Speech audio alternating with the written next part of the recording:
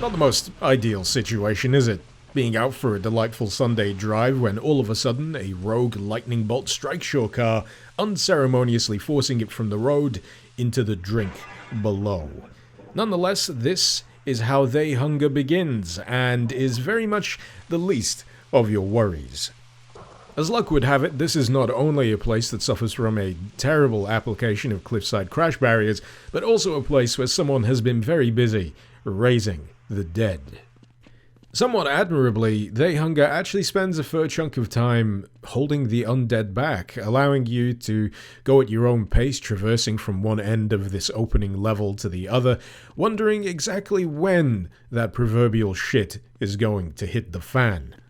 It's a fairly effective method of tension building, one that preys on the knowledge that you know what kind of mod you're playing. You know at some point there are going to be zombies, but the longer that's withheld, the more the atmosphere has a chance to seep in and maybe get to you a little bit, which is a real good achievement considering the relative age of this mod. I believe it was released in 1999, and even now, it still manages to be, dare I say, spooky.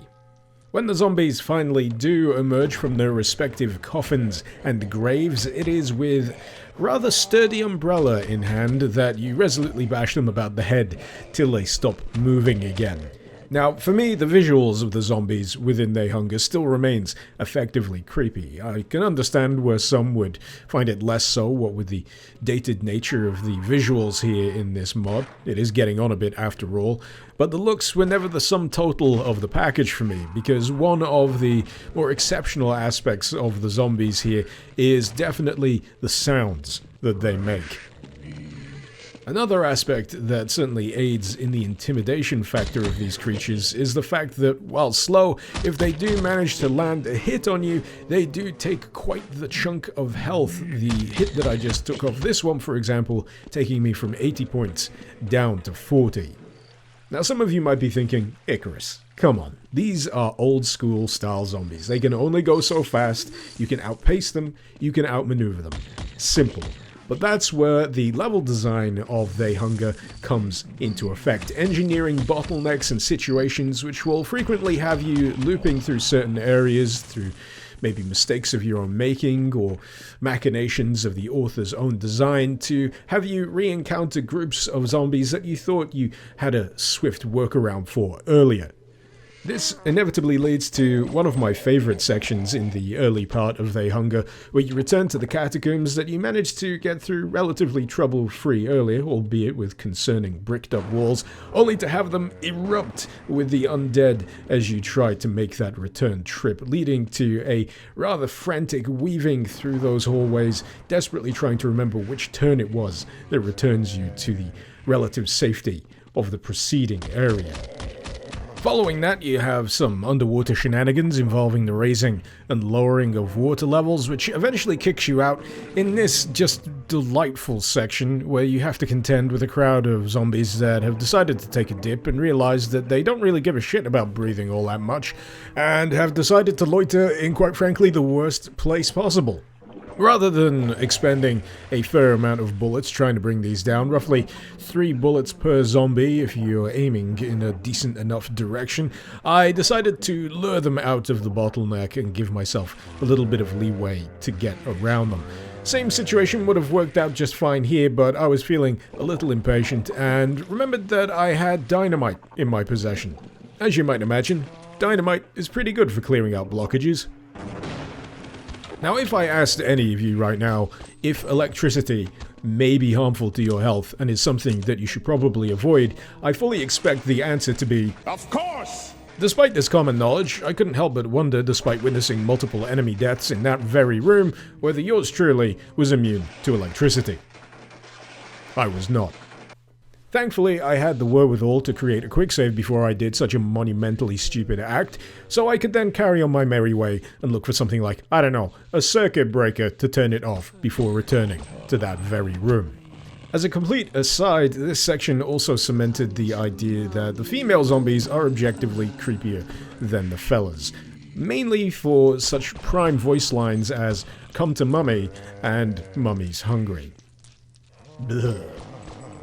For those of you wondering where all of this backwater faffery will eventually land you, it somewhat ingeniously loops all the way back round to the very church that you entered at the beginning and where you brained your first zombie with an umbrella. You find a survivor. He doesn't last very long. After evading a few more zombie bottlenecks in dark tunnels, you eventually stumble across what seems to be a new survivor, but is in fact a new enemy type. Yes, even the police force has become susceptible to the zombification. There's a few different types. You get your regular swipey zombies that you can just easily back away from to avoid the hits, but the ones with the guns are altogether much more difficult to deal with. Often to the point of extreme frustration, but we'll get to that soon enough. If there's something that I certainly appreciated about The Hunger while I was playing it, it was its eagerness to keep things humming along at a reasonable pace. There's almost a restlessness to the way it's designed, where it's not usually too long before you're suddenly traversing into a new area, maybe with a sprinkling of fresh hazards here and there. For example, the swamps here have a liberal sprinkling of barnacles to keep you on your toes. And it even capitalizes on the introduction of the zombie cops by pitting you against a goddamn helicopter full of them. And wouldn't you know it, they also know how to operate the machine gun. This day just keeps getting better and better, doesn't it?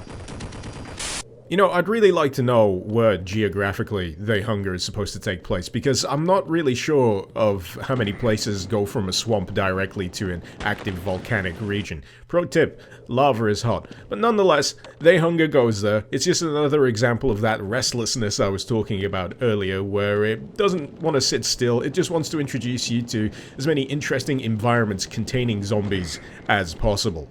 With that in mind, it's actually a pretty short section, all things considered. It introduces a few little neat moments while you're down here. There's a bit where platforms rise out of the lava, allowing you to pass through.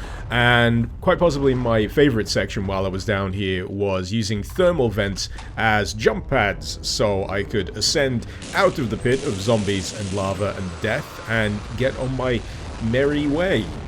I won't deny, however, that there was a little bit of initial awkwardness in terms of figuring out where exactly I needed to jump to, resulting in some embarrassing bits of fall damage being taken from initial hops, and yes, the inevitable jumping directly into a lava pit moment, but once I figured out where to jump up to, the path forwards from there was relatively clear, thanks to the greenery of the path at the side standing out nicely against the brown of the lava pit.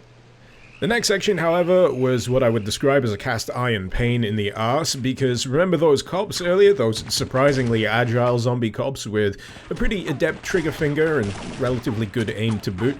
Yeah, how about a whole great big bunch of them on land while you're stuck in the water, awkwardly trying to bob up and down to shoot back at them? Not a fun section. Not a fun section at all. And if anything, this kind of sets the precedent for zombie cop encounters going forwards in The Hunger. You'll frequently blunder into an area and find that these guys have all of the best vantage points. They have all of the sight lines, and sometimes, in order to know that some of these cops are even there, you'll have to take a few bullets in the back first. On the upside, this section gave me a good excuse to crack out the rifle and use its rather useful zoom function to plug a few of these suckers in the head and make my day a heck of a lot easier. And getting through this section also rewarded me with another highlight of The Hunger.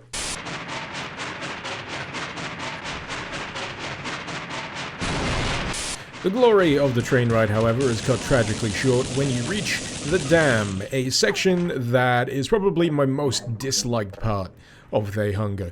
Not just because of the already irritating zombie cops, those are manageable, you find yourself a good position and a sniper rifle, easy peasy. But what makes this section an absolute pisser to deal with is the underwater shenanigans you have to engage in. So in order to progress, you've got to do a deep dive down to this underwater window, spot this NPC, and then wait until the animation plays out. Trouble is, you can't spend that long down there to see the entire animation, because if you did, you would drown. This will be compounded somewhat by the damage you'll have taken up top from engaging with the zombie cops, prompting you to resurface, search for some health, and then dive down again to see what the heck's going on. The window is not breakable until the animation finishes, by the way, and if you're playing this through the first time, you won't know what's playing out here. You'll just be kind of clueless as to what the deal is, resulting in multiple drownings and a lot of confused head scratching as you try to figure out exactly how you're meant to move forward. In all honesty, this section would have benefited greatly from some kind of item that would have allowed you to breathe underwater, because, it sucks. Not that things improve any by the time you figure out what you're supposed to do, because, as you'd imagine, the entire place floods when you break the window open, and standing between you and any air to recover your health is, yep, a bunch of zombies in a small enclosed environment, and guess what? No clue where the fuck anything is on the inside, because how are you supposed to know? It's your first fucking time there!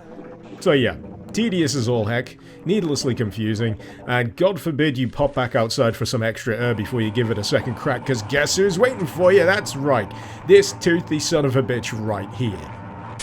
You'd think after a section like that, everything else that follows would feel like a piece of cake. Alas, that was not the case, for I found my train journey ending here in a wide open yard with multiple zombie cops perched atop high vantage spots. As I've mentioned before, tremendously hard to know about first time through, tremendously annoying to deal with, especially with the damage you may have potentially taken from navigating the submerged depths of the dam, but thankfully I was able to find a bit of cover that allowed me to cheese the sightlines of these douchebag cops. My trials and tribulations with the local police force did not end there, unfortunately. They continued to turn up on a fairly frequent basis during this latter part of They Hunger, often on rooftops. Heck if I know why, but really it just ends up feeling like needless padding, especially when it turns areas like this, which should be relatively simple and straightforward to traverse, into something you're going to have to die multiple times trying to get through, just because you don't have eyes in the back of your head. Now don't get me wrong, there is a time and a place for ambushes in horror mods such as this, and there are sections where it does it well, such as the upcoming section right there. That was a fun little spook for me. That caused me to jump and recoil and reassess what I was going to do. That is entirely different from walking out into the open and getting several bullets in the back and falling over dead. That does not excite me. That does not scare me. That does not do anything for me, other than make me annoyed. I cheered up a little bit after that when I discovered I could drive the police car and smash through some barricades, blast some zombies out the side window, blow myself up at the petrol station. Maybe not so much the last one, but still, a good little bit of fun while it lasts. Something to alleviate the frustration of preceding sections. I just wish it lasted a little bit longer. I would have loved to do a little bit more undead drive-bying, if you will. But, alas, we've got places to be. We've got zombie cops to contend with, because the police station at the end of this is, in fact, our destination. Funnily enough, this also forms the end point for this particular episode of They Hunger, because if you didn't already know, They Hunger currently consists of 3 parts. That's right, they made it into a trilogy, but this seems an ideal point for me to take a little bit of a breather and reflect on my They Hunger experience so far. I feel like the most important question I could ask of myself is, did I have an enjoyable time overall? And you know what? I think I did. I think I did. Granted, it is not a perfect experience. There are some moments of blinding irritation thanks to certain enemy types, not naming names, and the occasional slightly wonkily thought out sections such as the dam, but for the most part, They Hunger trucks along pretty nicely, which is very impressive for a mod of this age. I think another thing that I really appreciate about this mod is its good use of the zombie. The zombie, when used effectively, can terrify. And I think it understands what makes them creepy, what makes them feel like a threat. And usually that is in enclosed spaces, in greater numbers, with dwindling ammunition supplies, and it's something that I honestly wish it played on more. In that respect, I do honestly feel that They Hunger is probably at its strongest during that opening third, when you've got a limited number of weapons, and you're just getting the lay of the land with regards to how to deal with the zombies themselves and navigating the environments. But yeah, I'll be interested to see how the rest of this series shapes up, to see what parts 2 and 3 bring to the table. But on the basis of this, if you're interested on giving it a whirl for yourself, you'll find the link, as usual, in the description below. While I'm at it, I'd like to give a great big thank you to my wonderful patrons over on Patreon. Thank you so very much for supporting the channel and for helping to make content like this possible. If you're interested in lending a hand yourself, maybe you'd like to see your name in the credits, maybe you'd like to gain early access to my videos before anyone else, heck, maybe you just enjoy the smell of burning money. If that's the case, then you'll find the link to my Patreon page also in the description below.